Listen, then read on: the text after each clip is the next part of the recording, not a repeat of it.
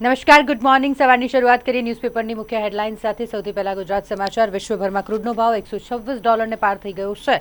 Iran America વચ્ચે યુદ્ધ બંધ કરવા મુદ્દે સમજૂતી ન થતાં આ ભાવ સતત વધી રહ્યો છે.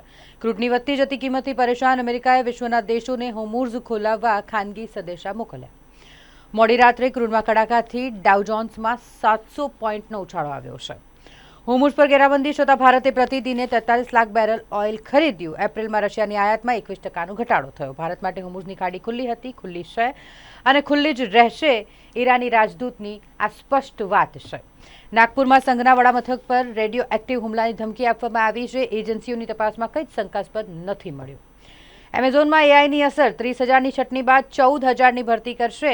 એઆઈને કારણે નોકરીઓનું સ્વરૂપ બદલાયું છે. Company software engineers, AI expert સહિતના સ્ટાફની ભરતી માટે એઆઈનો ઉપયોગ કરી રહી છે.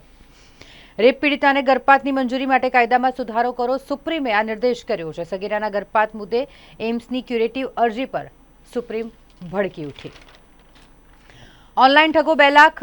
હરણીના સિનિયર સિટીઝન પાસે 1 કરોડ ખંખેર્યા. ઇન્વેસ્ટમેન્ટના નામે ફસાવ્યા. ડિજિટલ એકાઉન્ટમાં પ્રોફિટ સહિત 1.53 કરોડનું બેલેન્સ પણ રકમ ઉપાડી શકતા નહોતા.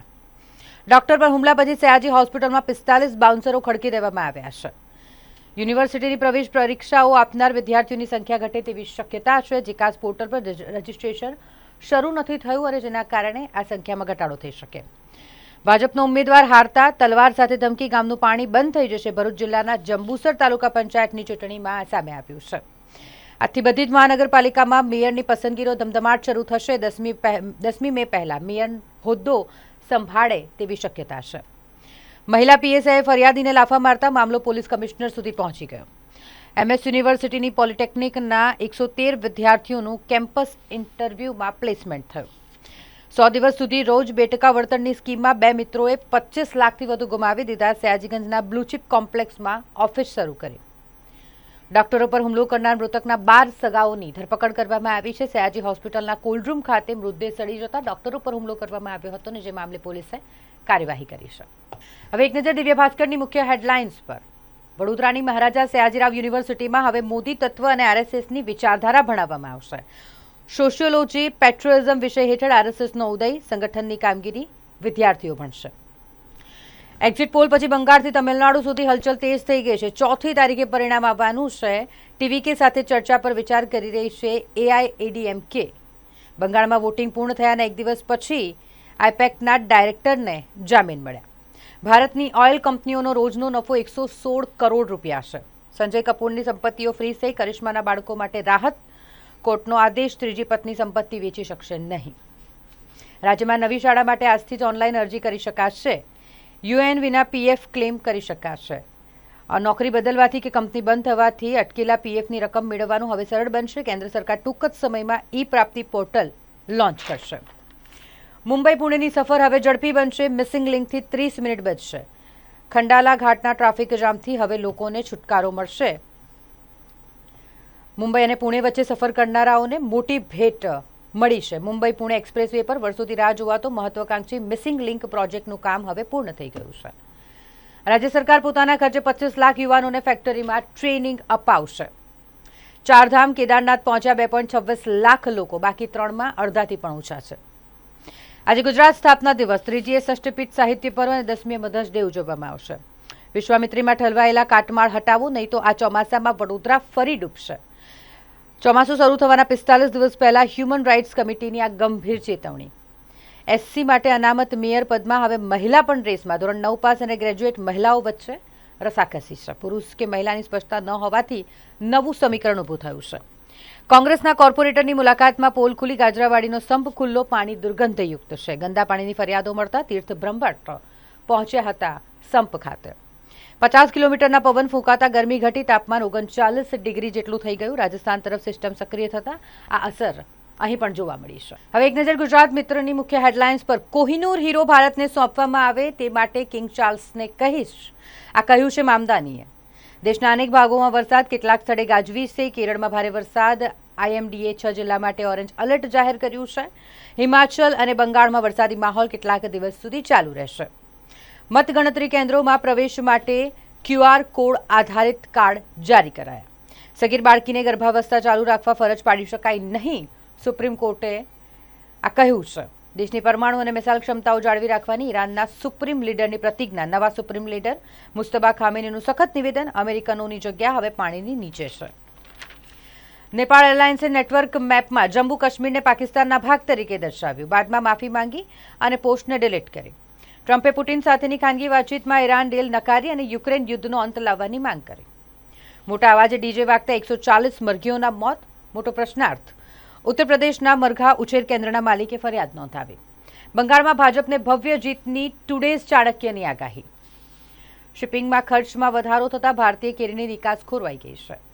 નબળા ડોલરને કારણે સોનામાં 2000નો ઉછાળો આવ્યો. હવે 1.54 લાખ થઈ ગયું છે. રેકોર્ડ બ્રેક તેનાથી બાદ યુએસએ ફોર્ડ એરક્રાફ્ટ કેરિયર સ્વદેશ પરત ફરશે. યુપીના એક જૈન મંદિરે મહિલા ભક્તો માટે ડ્રેસ કોડ જાહેર કર્યો છે. બાગપતના દિગંબર જૈન મંદિરમાં આવતી મહિલાઓને સંસ્કારી પોશાક પહેરવા અને માથું ઢાંકવાની સૂચના અપાઈ છે. વડાપ્રધાન મોદી આવતા મહિને 4 દેશોના યુરોપ પ્રવાસે છે. ઉર્જા સુરક્ષા પર ધ્યાન કેન્દ્રિત કરવામાં આવશે. મુસાફરની તબિયત બગડતા રાયપુરમાં ફ્લાઇટનું ઇમરજન્સી લેન્ડિંગ કરવું પડ્યું. હવે એક નજર લોકસત્તા જનસત્તાની મુખ્ય હેડલાઇન્સ પર. નાણાં મંત્રાલયનો રિપોર્ટ કહી રહ્યો છે કે પેટ્રોલ ડીઝલ મોંઘું થવાનું ટાળી ન શકાય. ભારત દ્વારા સરેરાશ $113 પ્રતિ બેરલના ભાવે ક્રૂડ ખરીદી. રિપોર્ટ મુજબ અત્યાર સુધી ઘણા દેશોએ બોજ ગ્રાહકો પર નાખવાનું ટાળ્યું. હવે તેને ટાળી શકાય તેમ નથી. નાણાં મંત્રાલયનો માસિક ઇકોનોમિક રિવ્યૂ રિપોર્ટ. હવે બફર સ્ટોક રાખવો અને માંગ પર નિયંત્રણ રાખવું પોલિસી મેકર્સ માટે જરૂરી બની ગયું છે. શેરબજારમાં ભૂકંપ આવ્યો. સેન્સેક્સમાં 927 અને નિફ્ટીમાં 286 પોઈન્ટનો કડાકો. ક્રૂડ ઓઇલ $120 પાર થઈ ગયું છે. 70 કિલોમીટરની ઝડપે પવનો ફૂંકાશે. 29 રાજ્યોમાં ગાજવીજ સાથે વરસાદ થશે. આઈએમડીએ એલર્ટ આપ્યું છે. પશ્ચિમી વિક્ષોભથી હવામાનમાં પલટો આવશે. ભારત અને રશિયા સહિતના બ્રિક્સ દેશો ડોનાલ્ડ ટ્રમ્પને મોટો ઝટકો આપશે. અમેરિકા અને ઈરાન યુદ્ધ વચ્ચે ડોલરનો દબદબો ખતમ થઈ જશે. આરબીઆઈએ બ્રિક્સ દેશો સાથે મળીને નવી ડિજિટલ પેમેન્ટ સિસ્ટમ વિકસાવવાનો પ્રસ્તાવ રજૂ કર્યો છે. ઓપરેશન સિંદૂર વેડા અમે લાંબી લડાઈ માટે તૈયાર હતા. રાજનાથસિંહનું આ નિવેદન. દુબઈમાં રિયલ એસ્ટેટને બેઠું કરવા વિઝા નિયમોમાં ફેરફાર કરાયો છે. જબલપુરમાં એક ક્રૂઝ ડૂબ્યું. 6 મૃતદેહ મળ્યા છે. 15થી વધુ લાપતા છે. બરગી ડેમમાં આ દુર્ઘટના બની હતી. હેલ્થ પોલિસીમાં ક્લેમ દાખલ કરવા લિમિટ લાદવી એ ગેરકાયદેસર છે. લિમિટ બાદ કંપનીએ દાવો ફગાવ્યો. ટાઈપ 1 ડાયાબિટીસગ્રસ્ત દરેક બાળકને મફતમાં ઇન્સ્યુલિન મળશે. નવી આરોગ્ય નીતિ જાહેર કરાઈ છે. ચીનમાં એક માણસ 40 કલાક સુધી હૃદય વિના જીવ્યો. આ ઘટના મેડિકલ જગતમાં ચર્ચા જગાવનારી હતી.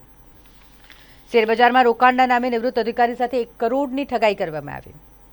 નવલખી મેદાનમાં અવાવરૂ જગ્યાએ ખાડામાંથી એક અજાણી વ્યક્તિનો મૃતદેહ મળી આવ્યો છે, જેને લઈને પોલીસે તપાસ શરૂ કરી છે. હરણી લેક ઝોન પાસે 2 કાર વચ્ચે ગમખ્વાર અકસ્માત સર્જાયો અને જેમાં એકનું મોત નીપજ્યું છે. અમદાવાદ તરફ જતા ટ્રેક પર સ્કોર્પિયો અને ટ્રક વચ્ચે અકસ્માત, જેમાં ચાલકનું મોત નીપજ્યું.